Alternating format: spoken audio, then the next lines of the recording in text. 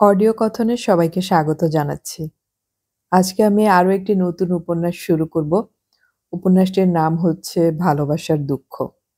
উপন্যাসটি লিখেছেন সুনীল গঙ্গোপাধ্যায়। এই উপন্যাসটি আমি অনেক আগে একবার পড়েছিলাম, আ যখন আমি স্কুলে পড়ি। যাই হোক, অনেকদিন পরে আবার উপন্যাসটি পড়ছি।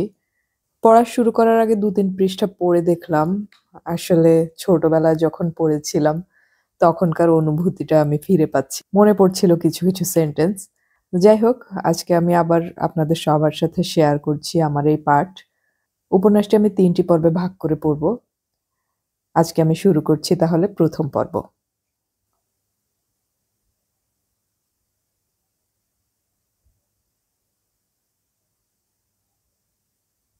কাল ইন্দ্রজিৎ নতুন কলেজে ভর্তি হবে। থাকতে হবে কলকাতার বাইরে। আজ থেকেই তার শরীরে একটা অদ্ভুত উত্তেজনা। সে সর্বক্ষণ ছটফট করছে। খালি মনে হচ্ছে কিছু যেন ভুল হয়ে গেছে। তার বাক্স গোছানো হয়ে গেছে এর মধ্যেই। ২ জোড়া নতুন শার্ট প্যান্ট তৈরি করতে দেয়া হয়েছিল। দর্জির কাছ থেকে ঠিক সময়ে পাওয়া গেছে। পোস্ট অফিস থেকে তার নিজের জমানো ২৪৭ টাকাও তুলে এনেছে সে। দরকারি কাগজপত্র সব রেডি। তবু ইন্দ্রজিতের মনে হচ্ছে শেষ মুহূর্তে বোধহয় একটা টেলিগ্রাম আসবে। তোমাকে যেতে হবে না। ইন্দ্রজিতের ছটফটানি দেখে তার দাদা বলল, ইস, তুই এমন করছিস যেন মনে হচ্ছে বিলেত যাচ্ছিস। এই তো এইখান থেকে ট্রেনে মাত্র ৩ ঘন্টার রাস্তা। ইন্দ্রজিৎ বলল, সেজন্য নাকি? হোস্টেলে থাকার জায়গা আছে কিনা সে সম্পর্কে এখনো কোনো চিঠি দেয়নি। দূর বোকার ছেলে, এর আবার আলাদা চিঠি দেবার কি আছে? রেসিডেন্সিয়াল ইঞ্জিনিয়ারিং কলেজ, এখানে সবাই তো হোস্টেলেই থাকে। ইন্দ্রজিতের দাদা আর্টসের ছাত্র, কিন্তু ভাব দেখাচ্ছে এমন যেন ইঞ্জিনিয়ারিং কলেজ সম্পর্কে ও সব কিছু জানে। বিকেলে ইন্দ্রজিতের বন্ধুরা কয়েকজন দেখা করতে এসেছে। এদের মধ্যে ২ জন ভর্তি হবার সুযোগ পেয়েছে শিবপুরে আর যাদবপুরে। ৩ জন ডাক্তারিতে ঢুকেছে, আর ৩ জন কোথাও সুযোগ পায়নি এবার। তারা বাধ্য হয়ে এমএসসি পড়বে, তাই মুখ বিরস। অলোক ভর্তি হয়েছে শিবপুরে। সে ইন্দ্রজিৎকে বলল, তুই শিবপুরে চান্স নিলি না কেন? শুধু শুধু অত দূরে যাচ্ছিস। ইন্দ্রজিৎ দেখল, বলল, আমি দূরেই যেতে চেয়েছি ইচ্ছে করে। কেন রে? তার বোন রূপা বসবার ঘরের সামনে দিয়ে বেরিয়ে গেল রাস্তায়। সেজন্য ইন্দ্রজিৎ একটু ঢোক গিলে সময় নিল। তারপর গলা নামিয়ে বলল, আমার বহুকালের শখ স্বাধীনভাবে হোস্টেলে থাকা। যাচ্ছে তাই খাবার দেয়। দিগ্গে, তবু তো সবসময় সেখানে বাবা দাদার শাসন নেই। নিজের ঘরে ইচ্ছে মতন থাকবো, যখন যা খুশি বই পড়ব। তোদের হোস্টেলে গেস্ট হাউস আছে? আমরা মাঝে মাঝে বেড়াতে যাব, বুঝলি। ঠিক আসবি তো? বন্ধুরা বুঝতে পারছে না ইন্দ্রজিৎ ভিতরে ভিতরে কতটা উতলা হয়ে আছে। যেন বন্ধুরা এক্ষুনি চলে গেলেই খুশি হয়। অথচ এই বন্ধুদের সঙ্গে রোজ দেখা না হলে তার ভাত হজম হতো না। বন্ধুদের সবার ইচ্ছে সেদিন সন্ধেবেলা একটা সিনেমা দেখার। ইন্দ্রজিৎকেই দেখাতে হবে। ইন্দ্রজিৎ বলল, আজ বেরোনো অসম্ভব রে। আমার বড় মামার বাড়িতে নেমন্তন্ন, একবার যেতেই হবে। একটু বেশি রাত করে যাবি? ইম্পসিবল। মাকে নিয়ে যেতে হবে, অনেক ঝামেলা আছে। আমি তো ২.৫ মাস বাদেই পুজোর ছুটিতে আবার আসছি, তখন সিনেমা দেখাবো, কথা দিলাম। ২.৫ মাস বাদে? এর মাঝখানে আসবি না? উইকেন্ডেই তো চলে আসতে পারিস। দেখি। বন্ধুদের রাস্তার মোড় পর্যন্ত এগিয়ে দিয়ে ইন্দ্রজিৎ আবার ফিরে এলো বাড়িতে। বারবার হাতের ঘড়ি দেখছে। ইন্দ্রজিতের ঘড়ি ছিল না। তার দাদা উদারতা দেখিয়ে নিজের ঘড়িটা আজ সকালেই ইন্দ্রজিৎকে দিয়েছে। দাদার বিয়ের কথাবার্তা হচ্ছে, তখন তো একটা ঘড়ি পাবেই। হাতে নতুন ঘড়ি পরলে বারবার সময় দেখতে ইচ্ছে করে। বাড়ি ফিরে আসার পর মা বললেন, এখন আর কোথাও বেরোসনি যেন? তোর বড় মামার বাড়িতে আজ নেমন্তন্ন, মনে আছে তো? মায়ের কথা শুনে ইন্দ্রজিৎ মুখটা অন্যদিকে ফিরিয়ে নিল। তার ভুরু দুটো কাঁপছে। মিথ্যে কথা বলার সময় এরকম হয়। মায়ের সামনে কথা বলতে এখনো সে ভয় পায়। ইন্দ্রজিৎ বলল, আমার না গেলে হয় না? মা বললেন, দূর পাগল, তোর জন্যই তো বিশেষ করে। কিন্তু আমাকে যে এক জায়গায় যেতেই হবে একবার। কোথায়? দিব্যর ভীষণ অসুখ। ওর সঙ্গে একবার দেখা না করে গেলে খুব খারাপ দেখাবে। সেই ছোটবেলা থেকে ওর সঙ্গে পড়েছি। ঠিক আছে, এখন তার সঙ্গে চট করে দেখা করে আয়, তারপর যাবি। ওরা টালিগঞ্জ থাকে তো, যাতায়াতেই অনেকটা সময় লেগে যাবে। আমি ওখান থেকে সোজা মামার বাড়িতে চলে যাব। তুমি দাদার সঙ্গে চলে যেও। ইন্দ্রজিৎ ওপরে নিজের ঘরে গেল জামা কাপড় বদলাতে। ঘরটা কিরকম খালি দেখাচ্ছে। তার নিজস্ব অনেক জিনিসপত্রই সে দিয়েছে তার ছোট ভাই রুনু আর বোন রূপাকে। যেন সে চিরকালের মতন চলে যাচ্ছে এখান থেকে। সেই রকমই অনেকটা মনে হয়। ইন্দ্রজিৎ তো এর আগে কখনো বাড়ির বাইরে থাকেনি। সাদা প্যান্ট আর সাদা শার্ট পরল ইন্দ্রজিৎ। তার অনেক রঙিন জামা আছে, তবু এক একদিন সাদা পরতেই ভালো লাগে। জুতো জোড়া সকালেই পালিশ করেছে, তবু আর একবার পুরুষ বলিয়ে নিল। তার জল তেষ্টা পেয়েছিল। চুল আঁচড়াতে আঁচড়াতে সে অভ্যাসবশত চেঁচিয়ে বলতে যাচ্ছিল, মা, এক গ্লাস জল দিয়ে যাও তো। কিন্তু বলল না। হঠাৎ তার মনে পড়ে গেল, হোস্টেলে গিয়ে তো নিজের সব কাজ নিজেকেই করতে হবে। আজ থেকেই অভ্যেস করা ভালো। নিজের জল গড়িয়ে নিজেই খাবে সে। চুল আঁচড়াবার পরও আয়নার সামনে কিছুক্ষণ দাঁড়িয়ে রইল ইন্দ্রজিৎ। সে নিজেকে দেখছে এবং অন্য কার উদ্দেশ্যে যেন বলল, আমাকে মনে থাকবে তো। আয়নার দিকে তাকিয়ে থাকতে থাকতে তন্ময় হয়ে গেল। সে আর নিজেকে দেখছে না, অন্য কারুকেই দেখতে পাচ্ছে। তার উদ্দেশ্যেই আবার বলল, মাত্র তো ৫-৬টা বছর। আয়নার কাছ থেকে সরে এসে সে সুটকেস খুলে বেশ কয়েকখানা ১০ টাকার নোট পকেটে ভরল। তারপর তরতর করে নেমে এলো বারান্দা পেরিয়ে। জল খাবার কথা আর মনে পড়ল না। খানিকটা দূরে গিয়ে দেখল তার বোন রূপা বাড়ির দিকে ফিরে আসছে। ইন্দ্রজিৎ একটা নিশ্চিন্ত নিঃশ্বাস ফেলল। রূপাকে জিজ্ঞেস করলো, কোথায় গিয়েছিলে? নমিতাদের বাড়িতে। এখন সেখানে গিয়েছিলে কেন? এমনি। কেন, কি হয়েছে? বাড়িতে এখন সবাই ব্যস্ত হয়ে আছে। তুমি তো সবচেয়ে বেশি ব্যস্ত। তাড়াতাড়ি তৈরি হয়ে নে, বড় মামার বাড়িতে যেতে হবে না? রূপা একটু অবাক হয়ে জিজ্ঞেস করলো, তুমি অত আগে কোথায় যাচ্ছ? ইন্দ্রজিৎ বলল, হেই, একটু ঘুরে আসছি। তোর এত কথার দরকার কি? রূপা মুচকি হাসল, তারপর ধীর পায়ে হাঁটলো বাড়ির দিকে। বাসের জন্য ৫ মিনিটের বেশি অপেক্ষা করার ধৈর্য হলো না ইন্দ্রজিতের। প্রথম বাসটায় ভিড় দেখে সে মেজাজের মাথায় একটা ট্যাক্সি নিয়ে ফেলল। ট্যাক্সিটা ময়দান ঘুরে রেড রোড দিয়ে যাবার সময় হঠাৎ মাঝপথে ইন্দ্রজিৎ বলল, রোক্কে রোক্কে। ভাড়া মিটিয়ে দিয়ে সে ময়দানের পাশ দিয়ে খুব মন্থরভাবে হাঁটতে লাগলো। ঘন ঘন ঘড়ি দেখছে। ৬:15 বাজে। মাথার উপরে ঝুঁকে আছে সন্ধেবেলা, এখনো নিচে নামেনি। বিকেলের আলো সদ্য ম্লান হতে শুরু করেছে। দূরে চৌরঙ্গীর বিজ্ঞাপনের আলোগুলো সৃষ্টি করে লাল নীল আভা। রেড রোড দিয়ে মোটর গাড়ি ছুটে যাচ্ছে শট শট করে। ভিক্টোরিয়া মেমোরিয়াল থেকে বেশ খানিকটা দূরে একটা গাছে ঠেস দিয়ে দাঁড়ালো ইন্দ্রজিৎ। পকেট থেকে সিগারেটের প্যাকেট বার করে একটা ধরালো কায়দা করে। তাকে দেখলেই বোঝা যায় সে সদ্য সিগারেট টানতে শিখেছে। তার ১৯ বছরের তাজা মুখে এখন উত্তেজনার আভাস। ভিক্টোরিয়ার সামনে প্রচুর নারী, পুরুষ ও শিশুর ভিড়। অনেক রকম খাবারওয়ালা। কয়েকজন আবার ট্রানজিস্টর বাজাচ্ছে। ইন্দ্রজিৎ আবার তাকাচ্ছে সেই ভিড়ের দিকে। আবার দেখছে ঘড়ি। এত ব্যগ্রভাবে সে প্রতীক্ষা করছিল, এত তীক্ষ্ণ নজর রেখেছিল, তবু চন্দনা কখন তার পাশে এসে দাঁড়ালো সে লক্ষ্যই করেনি। চন্দনা বলল, এই। ইন্দ্রজিৎ চমকে উঠল একেবারে। দুজনে পরস্পরের দিকে কয়েক মুহূর্ত তাকিয়ে রইল, ঠিক যেন চুম্বকে আকৃষ্ট। চুম্বকটা কার শরীরে রয়েছে তা বোঝা যায় না। আশেপাশে এত ভিড়, গাড়ি ঘোড়া, ফেরিওয়ালা, তবু এই সব কিছুর থেকে আলাদা হয়ে যেতে পারে এই ছেলেটি ও মেয়েটি। ওরা পরস্পরের দিকে যেমন গভীরভাবে তাকিয়ে আছে, তেমন গভীরভাবে পৃথিবীতে আর কেউ তাকাতে পারে না।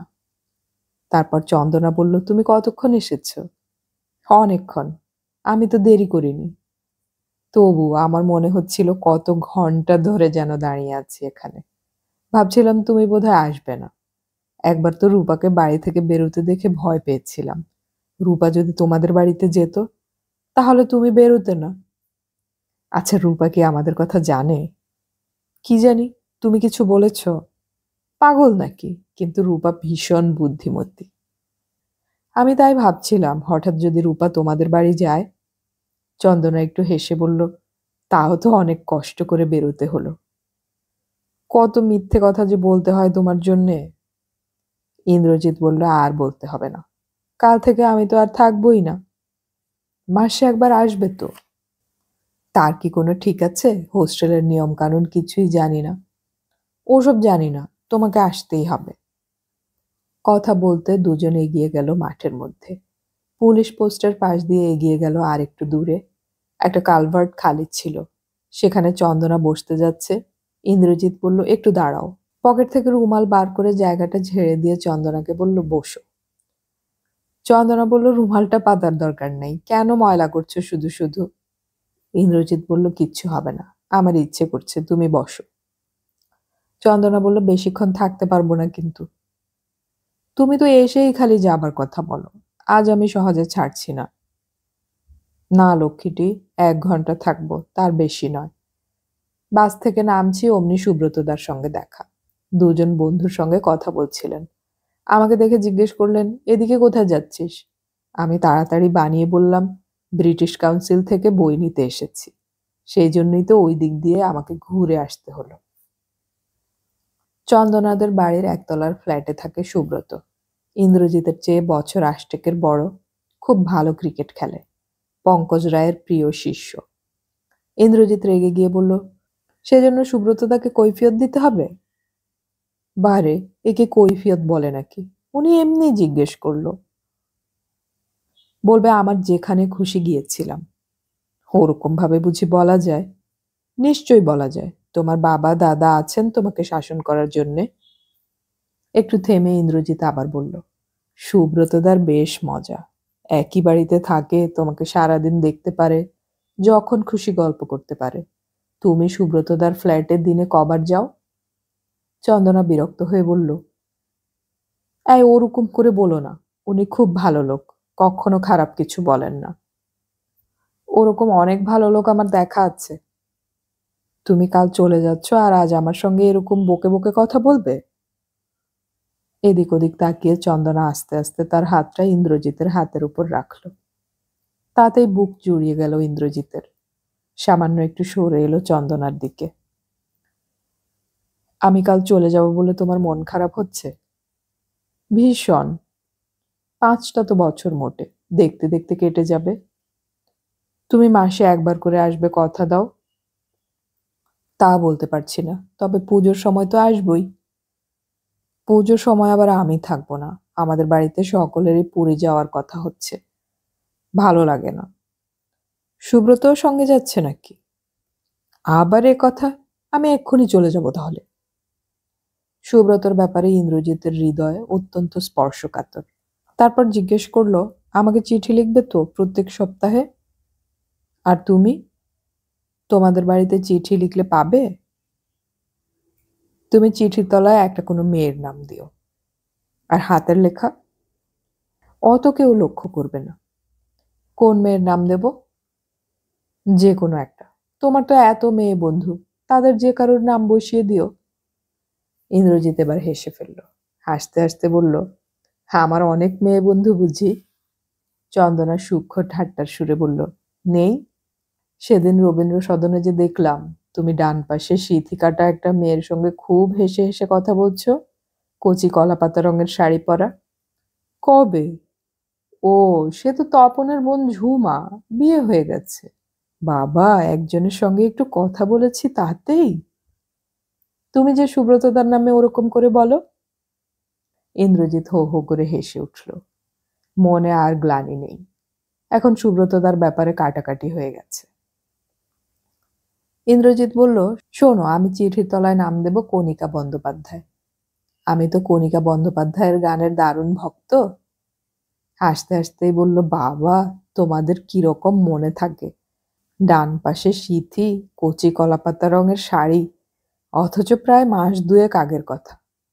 থাকবেই তো, মেয়েদের সব মনে থাকে। এরপর কিছুক্ষণ ওরা দুজন রবীন্দ্রসঙ্গীত বিষয়ে তর্কাতর্কি করলো।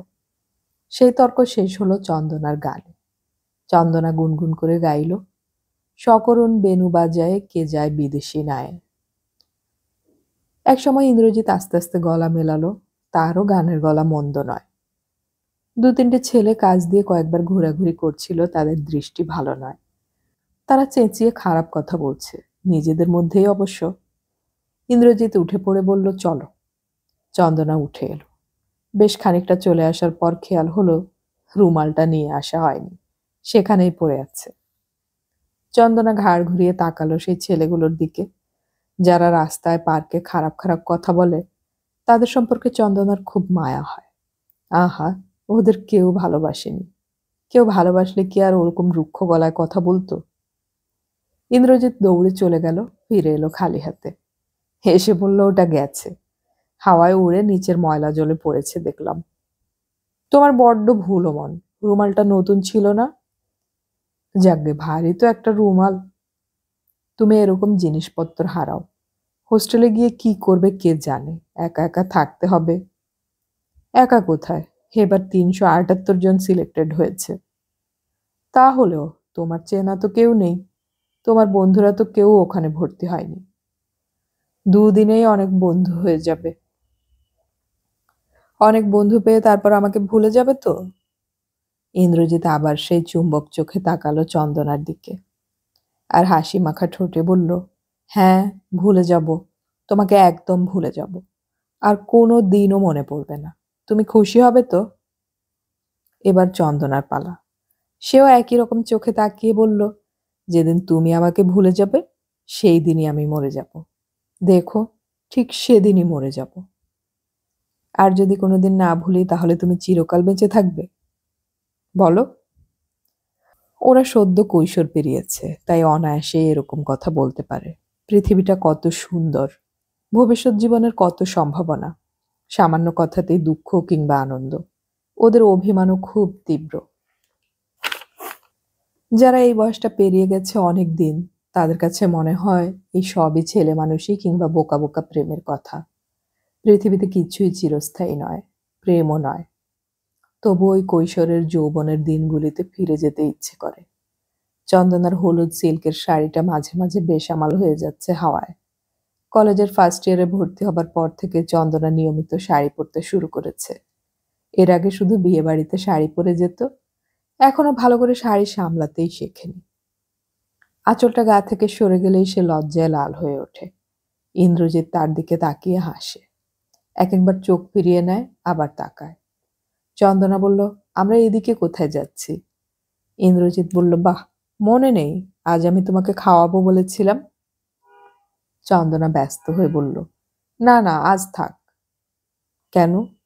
অনেক দেরি হয়ে যাবে। কিচ্ছু দেরি হবে না। কেউ দেখে টেখে ফেলবে। কেউ দেখবে না। আমি ওয়াটগঞ্জে একটা খুব নিরিবিলি চীনা রেস্তোরাঁ দেখে এসেছি, সেখানে কেউ যাবে না। আজ থাক না বাবা। ইন্দ্রজিৎ দাঁড়িয়ে পড়ে কড়া গলায় বলল, তুমি যাবে কি যাবে না? আমার সঙ্গে তোমার কোথাও যাবার ইচ্ছে নেই? চন্দনাও দাঁড়িয়ে পড়ে তেজের সঙ্গে বলল, ঠিক আছে, আজ সারা রাত ফিরবো না। রাজি? তুমি পারবে? তুমি পারবে কিনা বলো। আচ্ছা, দেখা যাক, আজ সারা রাত রাস্তায় রাস্তায় ঘুরবো। হাঁটতে হাঁটতে ওরা চলে এলো একটা নিরিবিলি রেস্টুরেন্টের কাছে।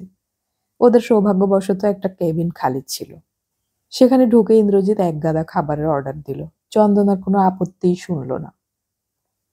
বেয়ারা অর্ডার নিয়ে চলে যাবার পর ইন্দ্রজিৎ টেবিলের উপর থেকে চন্দনার কোমল দক্ষিণ হাত তুলে নিল নিজের হাতে। তারপর বলল, তোমার হাতের পাতাটা ঠিক করমচার মতো লাল। হাত ছাড়িয়ে নিয়ে চন্দনা বলল, এই আমাকে 10টা পয়সা দাও তো। অবাক হয়ে ইন্দ্রজিৎ বলল, 10 পয়সা? কি হবে?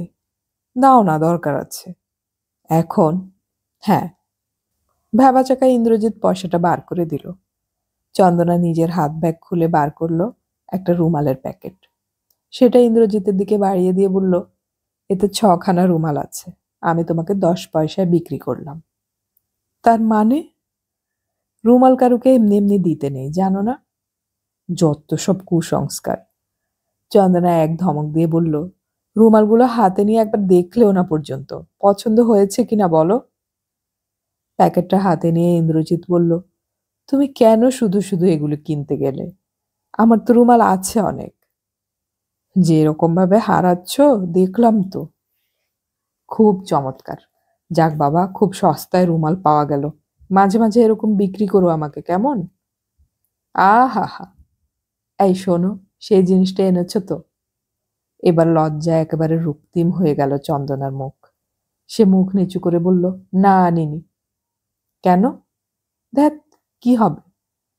ইন্দ্রজিৎ চটে উঠে বলল, তোমাকে এত করে বললাম তবু তুমি আনলে না। দেখি তোমার ব্যাগ দেখি। না না, ব্যাগে কিচ্ছু নেই। আনোনি কেন? এমনি। দেখি ব্যাগটা আমাকে দেখাও। চন্দনা ব্যাগটা লুকোতে চায়। ইন্দ্রজিৎ উঠে দাঁড়িয়ে ঝুঁকে সেটা জোর করে কেড়ে নিল। ব্যাগটা খুলতেই দেখতে পেল চন্দনার একটা ছবি। ছাদের উপর কতগুলো ফুল গাছের টবের পাশে চন্দনা দাঁড়িয়ে আছে।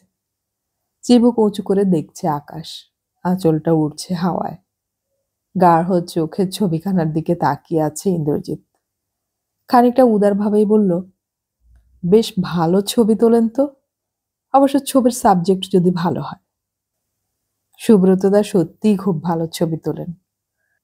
সুব্রতদা তো দেখি অনেক কিছুই ভালো পারেন। তোমার সঙ্গে আলাপ হলে দেখবে। খুব একটা ইচ্ছে নেই আলাপ করার। যাই হোক, ছবিটার জন্য ধন্যবাদ জানিও। টপ করে ছবিতে একটা চুমু খেয়ে ফেলল ইন্দ্রজিৎ।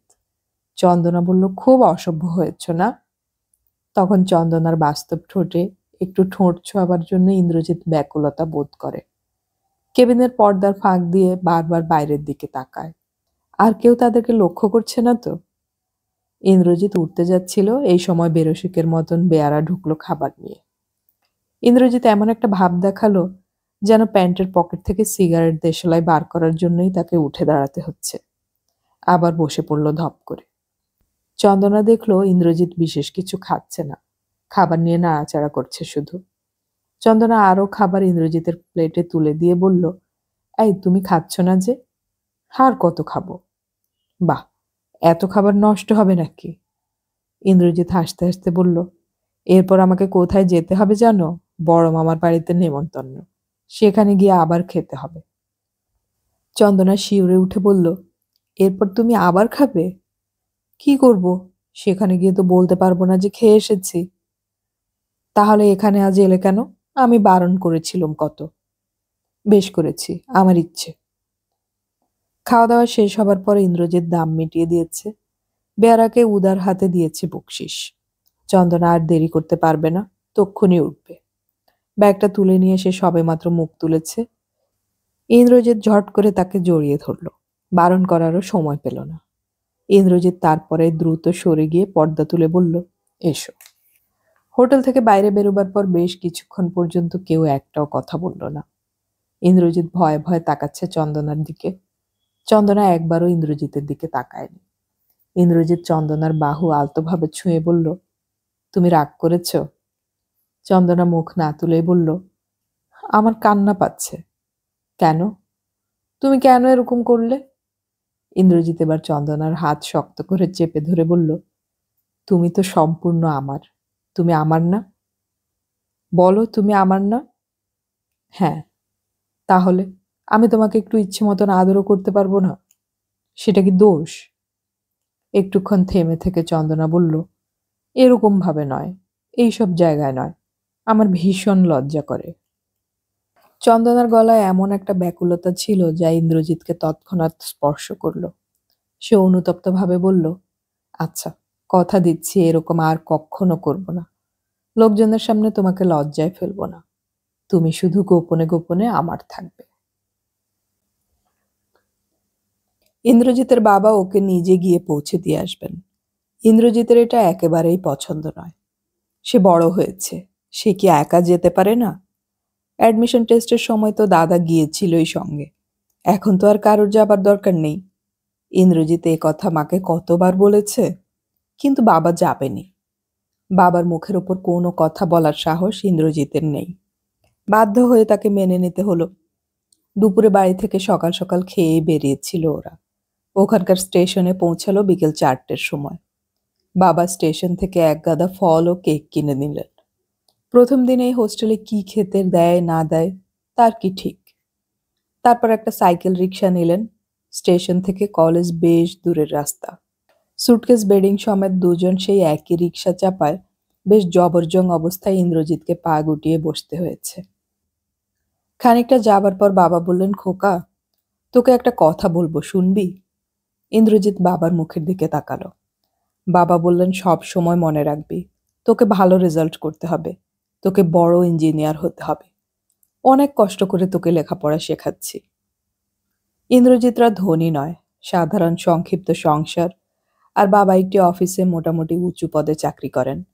রিটায়ার করার দিন এগিয়ে আসছে। ইন্দ্রজিৎকে হোস্টেলে রেখে পড়াবার বেশ খরচ, ইন্দ্রজিৎ তা বোঝে। সে চুপ করে রইল। বাবা আবার বললেন, ছোটবেলায় আমারও খুব ইচ্ছে ছিল ইঞ্জিনিয়ার হওয়ার। আমার বাবা আমাকে পড়াতে পারেননি, সাধ্যে কুলায়নি, তাই খুব দুঃখ পেয়েছিলাম। ছোট ছিলাম তো, অত বুঝিনি। তারপর ভেবেছিলাম আমার কোনো ছেলে হলে তাকে আমি ইঞ্জিনিয়ার করবই। তোর দাদা তো নিজে ইচ্ছে করে আর্টস পড়ল, সায়েন্সের মাথা নেই, এখন তোর উপর ভরসা। ইন্দ্রজিৎ মুখে কিছু বলল না, মনে মনে বলল, বাবা, আমি আপনার কথা রাখবো। আপনি দেখবেন আমি একদিন খুব বড় হব। হোস্টেলে অনেক ছেলে ফাঁকিটাকি দেয়, তাদের সঙ্গে মিশবি না।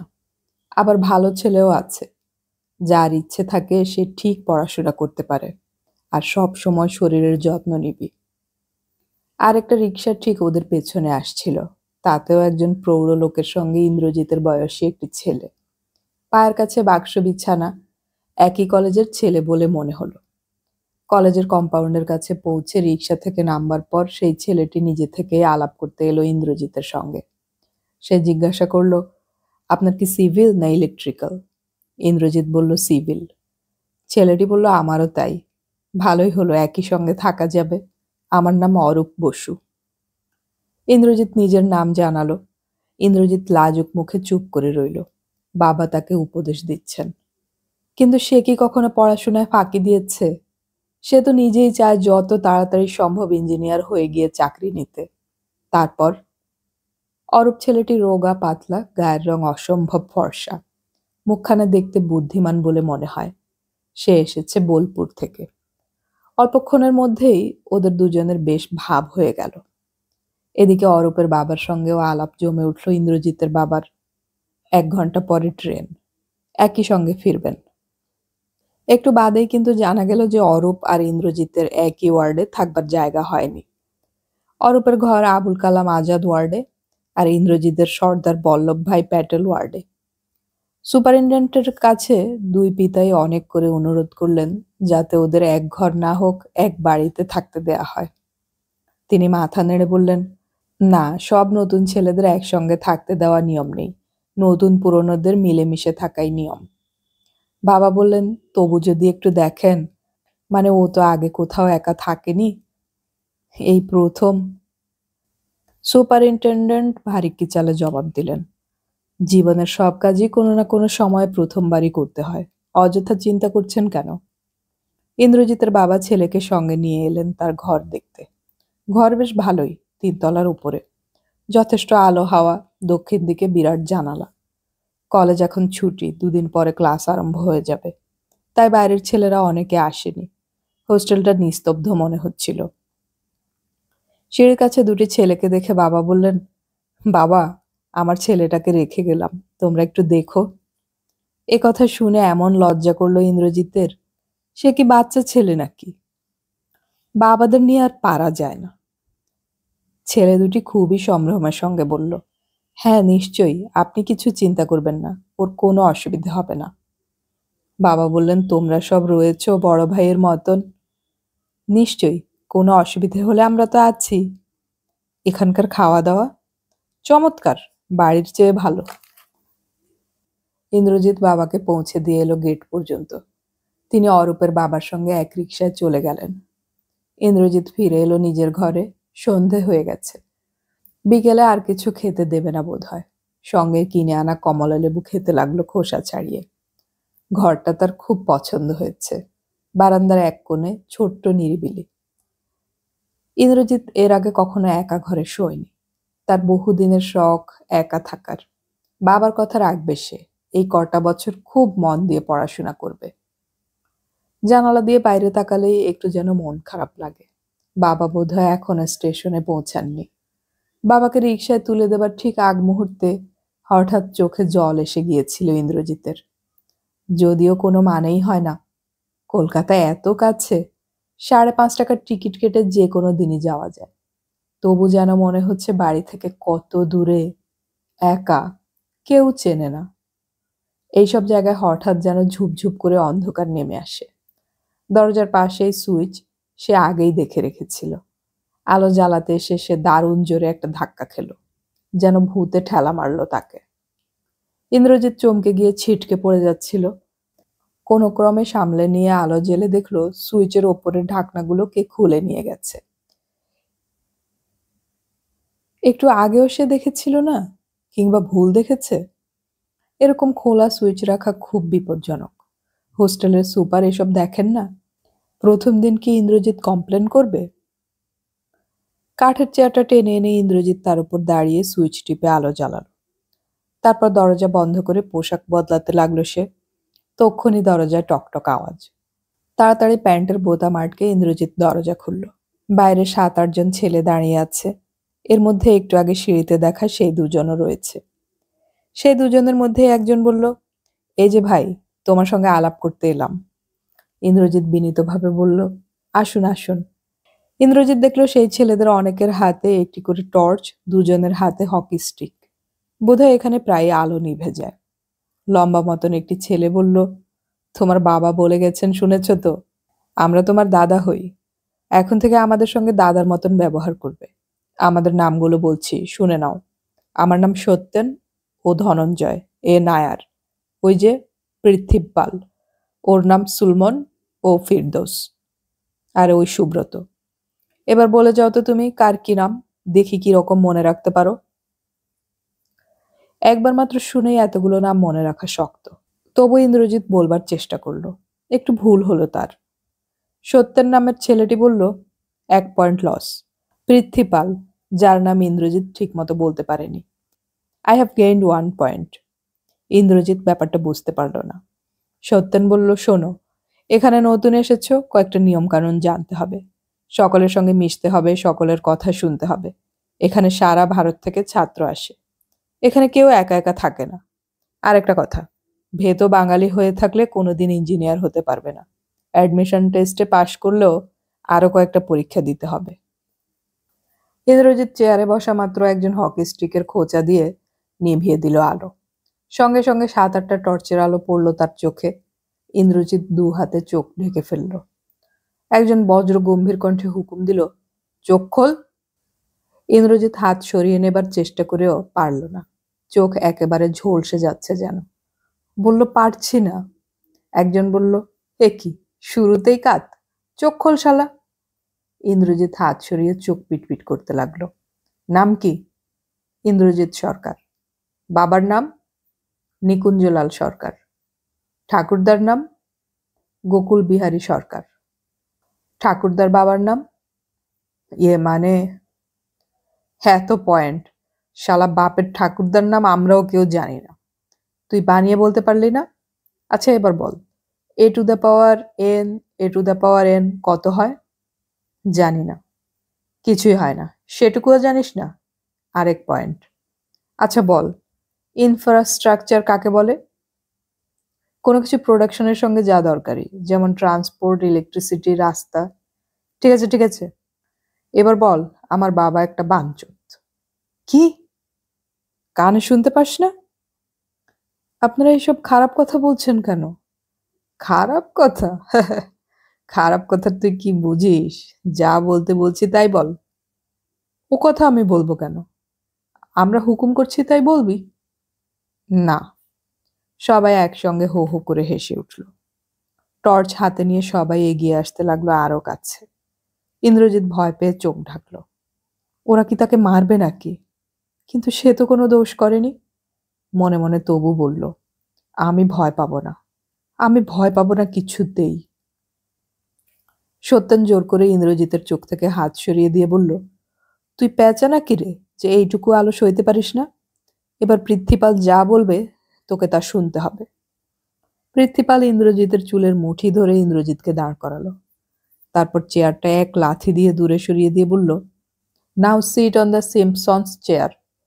এত শক্ত করে চুলের মুঠি ধরে ইন্দ্রজিতের মাথাটা টনটন করছে, কিন্তু মাথাটা সরিয়ে নিতেও পারছে না। ছেলেগুলো তার চেয়ে বয়সে বড়, এদের সঙ্গে সে কি পারবে? ইন্দ্রজিৎ সেই অবস্থায় জিজ্ঞাসা করল, where is your Simpsons chair?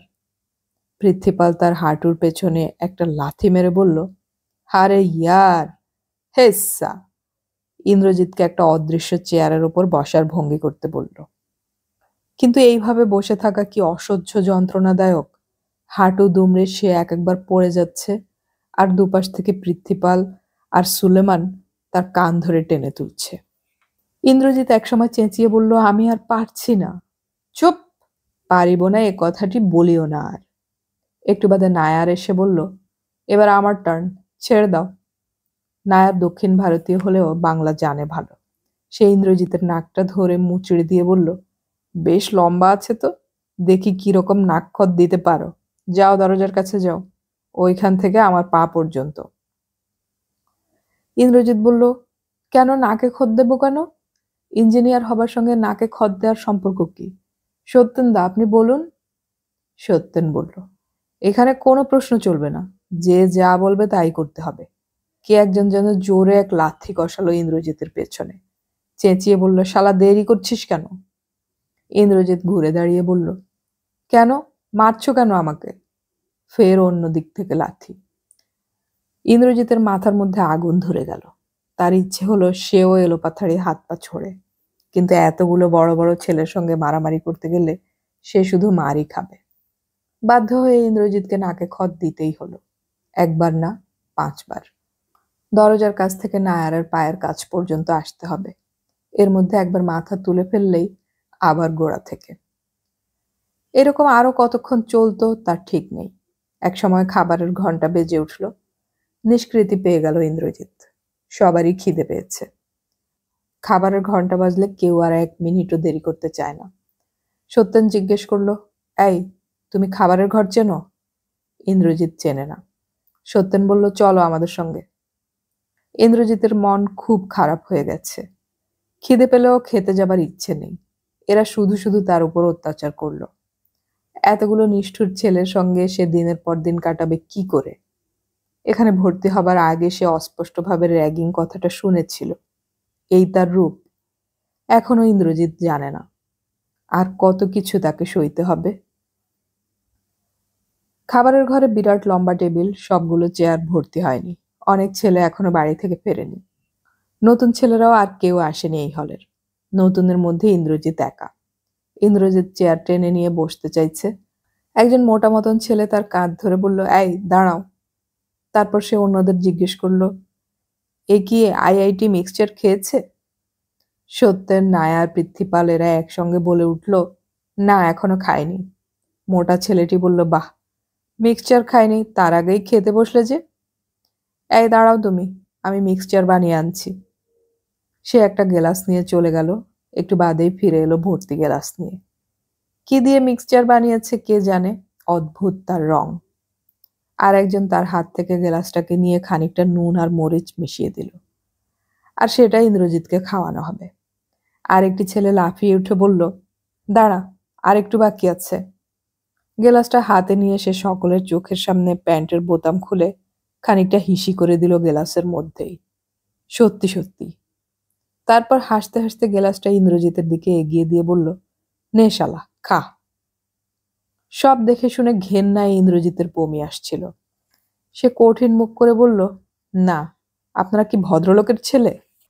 সবাই একসঙ্গে হো হো করে হেসে উঠল, যেন একটা দারুণ মজার কথা। মোটা মতন ছেলেটা বলল, ওরে বাবা, কত বড় ভদ্রলোক এসেছে রে। এত বড় ভদ্রলোক তো এখানে চলবে না। নাও ভাই, এটা খেয়ে যাতে ওঠো। ইন্দ্রজিৎ মুখ ফিরিয়ে নিল। ছেলেটি আবার বলল, 1 থেকে 10 পর্যন্ত গুনছি, তার মধ্যে শেষ করতে হবে। ইন্দ্রজিৎ চুপ করে রইল। ছেলেটি গুনতে শুরু করলো, 1, 2, 3, 4। 10 গোনা শেষ হতে ইন্দ্রজিৎ বলল, আমি কিছুতেই খাবো না। তখন 3-4 জন মিলে চেপে ধরল তাকে, জোর করে খাওয়াবে। ইন্দ্রজিৎ ঠোঁটে তালা দিয়ে রেখেছে। ধস্তাধস্তি শুরু হয়ে গেল। ইন্দ্রজিতের গায়ে জোর আছে, কিন্তু অতজনের সঙ্গে পারবে কেন? ওরা ঠোঁটের কাছে গেলাসটা চেপে ধরে আছে। ঝটকা দিয়ে নিজেকে ছাড়াতে গিয়ে ইন্দ্রজিৎ পড়ে গেল মাটিতে। আত্মরক্ষার জন্য ইন্দ্রজিৎ তাড়াতাড়ি ঢুকে পড়ল টেবিলের নিচে। তার ফলে আরো বিপদে পড়ল। টেবিলের তলা থেকে সে আর বেরোতেই পারল না। অন্য ছেলেরা যে যার চেয়ারে বসে পড়েছে। ইন্দ্রজিৎ যেদিক দিয়ে বেরোতে যায় অমনি সেদিকে একজন তাকে লাথি মারে। খেলার ছলে মারা নয়, রীতিমতো জোরে তার চোখে মুখে যেখানে সেখানে লাগতে পারে। ইন্দ্রজিৎ একটা কুকুরের মতন টেবিলের তলায় এদিক ওদিক ঘুরতে লাগলো আর লাথি খেতে লাগলো। তার কান্না এসে যাচ্ছে, কিন্তু সে জানে কেঁদে ফেললে এরা আরো পেয়ে বসবে। একবার সে বলল, আমি ক্ষমা চাইছি, আমাকে এবার ছেড়ে দিন। 2-3টি ছেলে বলল, যথেষ্ট হয়েছে রে, এবার ছেড়ে দে, একদিনে বেশি হয়ে যাচ্ছে। মোটা ছেলেটি বলল, আচ্ছা ছেড়ে দিচ্ছি, এদিক দিয়ে বেরিয়ে এসো। আমি পারবো না, কিছুতেই পারবো না। তবে খা শালা, লাথি খা। মোটা ছেলেটি দারুণ জোরে মারল ইন্দ্রজিতের মুখে। তার নাক দিয়ে ঝরে পড়ল কয়েক ফোঁটা রক্ত। তার ইচ্ছে হলো ওই মোটা ছেলেটির পা কামড়ে দেয়। সেরকম কিছুই করল না। সে টেবিলের নিচে শুয়ে রইল চিত হয়ে। সে আর এখান থেকে বেরোবে না। হঠাৎ ছেলেদের মধ্যে কি যেন একটা পরিবর্তন এসে গেল। সত্যেন নিচু হয়ে টেবিলের তলায় মুখ ঝুঁকিয়ে বলল, কি হলো, এসো। না, আমি এখানেই থাকবো। সত্যেন হাত ধরে টেনে বের করলো ইন্দ্রজিৎকে। নরম গলায় বলল, ছি, এতে কি রাগ করতে আছে? এমনি একটু ইয়ার্কি ঠাট্টা হচ্ছে। সত্যেন নিজের পকেট থেকে রুমাল বের করে মুছে দিল ইন্দ্রজিতের মুখ। তাকে চেয়ারে বসানো হলো। অন্য ছেলেরা আগ্রহ করে তার প্লেটে খাবার তুলে দিল। ইন্দ্রজিৎ খাবারে হাত না দিয়ে চুপ করে বসে রইল। কে জানে এই খাবারের মধ্যে আবার কি সব মেশানো আছে। অন্য সকলে চেয়ে আছে তার দিকে। 2-1জন বলল, চুপ করে বসে আছো কেন, খাও। ইন্দ্রজিৎ বলল, আমি আজ কিছু খাবো না, আমার খিদে নেই। মোটা ছেলেটি বলল, এখনো ভয় পাচ্ছ বুঝি? আরে এগুলো খাঁটি খাবার, এই দেখো আমিও খাচ্ছি তোমার থালা থেকে। সত্যি সে ইন্দ্রজিতের প্লেট থেকে একটা আলু তুলে মুখে পুরল। সত্যেন বলল, ভালো করে পেট ভরে খাও, যা লাগবে চেয়ে নেবে, লজ্জা করবে না। এখানে তো আর মা নেই যে সেধে খাওয়াবে, লজ্জা করলেই মরবে। তারপর একটু নিচু গলায় খুব মিষ্টি করে সত্যেন বলল, এক্ষুনি সুপারিনটেন্ডেন্ট আসছে, তাকে যদি কোনো কিছু নালিশ করো তাহলে তোমার সারা গা ব্লেড দিয়ে চিরে সেখানে নুন ছিটিয়ে দেয়া হবে, বুঝলে? প্রায় সঙ্গে সঙ্গেই হোস্টেলের সুপার এসে ঢুকলেন। বেশ হৃষ্টপুষ্ট সদাশয় চেহারা, নাকের নিচে মোটা গোঁফ। সুপার জিজ্ঞেস করলেন, তোমার কোনো অসুবিধে হচ্ছে না তো? ইন্দ্রজিৎ একটু চুপ করে রইল। সে বুঝতে পারল অন্যরা সকলেই তার দিকে তাকিয়ে আছে। সে নিঃশ্বাস দমন করে বলল, না। সুপার বললেন, তোমার সব দাদারা রয়েছেন, কিছু অসুবিধে হলে সিনিয়র ছেলেদের বলবে, তারাই সব ব্যবস্থা করে দেবে। সত্যেন এবং আরো কয়েকজন ছেলে বলল, হ্যাঁ হ্যাঁ স্যার, আমরাই সব দেখাশোনা করব, আপনি চিন্তা করবেন না। সুপার যেটুকু সময় রইলেন সে সময় সকলেই খাওয়ায় খুব ব্যস্ত হয়ে পড়ল। কোনো কথা নেই, শুধু খাওয়ার শব্দ। সুপার চলে যাবার পর মোটা ছেলেটি উঠে গিয়ে দরজার কাছে দেখে এলো। বলল, এই ছেলেটা স্যারকে কিছু বলেনি, সেই জন্য একে একটা প্রাইজ দেওয়া উচিত। তারপরে ইন্দ্রজিৎকে সাবধান হবার সুযোগ না দিয়ে সেই গেলাসের মিক্সচার ঢেলে দিল তার মাথায়। সেই নোংরা জল গড়িয়ে পড়ল ইন্দ্রজিতের খাবার প্লেটে। তার খাওয়া তখনও অর্ধেকও শেষ হয়নি। সকলে হেসে ওর গায়ে গড়িয়ে পড়তে লাগলো। 2-1জন শুধু বলল, যা, ছেলেটাকে খেতে পর্যন্ত দিলি না। কিন্তু তাদের কথা চাপা পড়ে গেল অন্যদের কথায়। যেন একটা হাসির ফোয়ারা বইছে ঘরে। একজন হাসি থামালেই অন্য একজন হি হি হো হো করে শুরু করে। ইন্দ্রজিতের মনে হলো সে একটা শত্রুপুরীতে বসে আছে। এরকম নিষ্ঠুর ছেলের দল সে আগে কখনো দেখেনি। সে অপমান আর অভিমান মেশানো গলায় বলল, আপনারা এতে কি আনন্দ পান? ঠিক আছে, আরো যা খুশি করুন, আমাকে মারুন। মোটা ছেলেটি বলল, পরের বছর তুমিও নতুন ছেলেদের নিয়ে আনন্দ করবে, চিন্তা কি? একে আনন্দ বলে? আপনাদের লজ্জা হয় না? না ভাই, আমাদের লজ্জা হয় না। ন্যাংটো হলেও আমাদের লজ্জা হয় না। তুমি ন্যাংটো হও, তাও আমরা লজ্জা পাবো না। আপনাদের দিকে তাকাতেই আমার ঘেন্না হচ্ছে। আপনারা পড়াশোনা করতে এসেছেন না? ইন্দ্রজিতের কথা শেষ হলো না। একজন বলিষ্ঠ ছেলে এসে বাঁ হাতে তার কলার চেপে ধরে রুক্ষ গলায় বলল, হ্যাঁ খোকা, এখনো ম্যানার্স শিখুনি? জানো না সিনিয়রদের মুখে মুখে কথা বলতে নেই? অন্য একটি ছেলে বলল, এখনো যে ব্রেন ওয়াশিং হয়নি, চল ব্রেন ওয়াশিং করিয়ে দিই। 3-4 জন ইন্দ্রজিৎকে ঠেলতে ঠেলতে নিয়ে এলো বাথরুমে। তারপরে ইন্দ্রজিৎ কিছু বুঝবার আগেই ওরা তার মাথাটা ঠেসে ধরল কমোডের মধ্যে। ইন্দ্রজিৎ অনেক লড়াই করেও ছাড়া পেল না। একজন চেনটা টেনে দিতেই কমোডের নোংরা জলে ইন্দ্রজিতের মাথা ভিজে গেল। সেই রাতে সাবান মেখে স্নান করেও ইন্দ্রজিতের ঘেন্না যায় না। সঙ্গে 1 কৌটো পাউডার এনেছিল। সেই পাউডার শুধু গায়ে নয়, চুলের মধ্যেও ঢেলেছে। সাদা চুলে তাকে দেখাচ্ছে বুড়ো মানুষের মতন।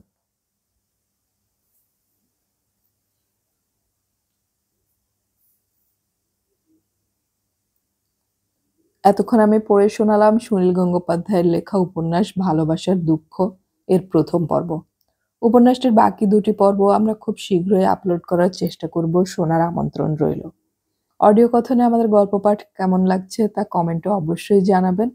আর আপনাদের কোনো গল্প পাঠের অনুরোধ থাকলে সেটাও কমেন্টে জানাতে পারেন। আমাদের গল্প পাঠ ভালো লাগলে চ্যানেলটি সাবস্ক্রাইব করে রাখুন এবং বন্ধুদেরকে শেয়ার করুন। গল্প পড়ি, গল্প শুনি, বাংলা গল্প ছড়িয়ে পড়ুক সবখানে।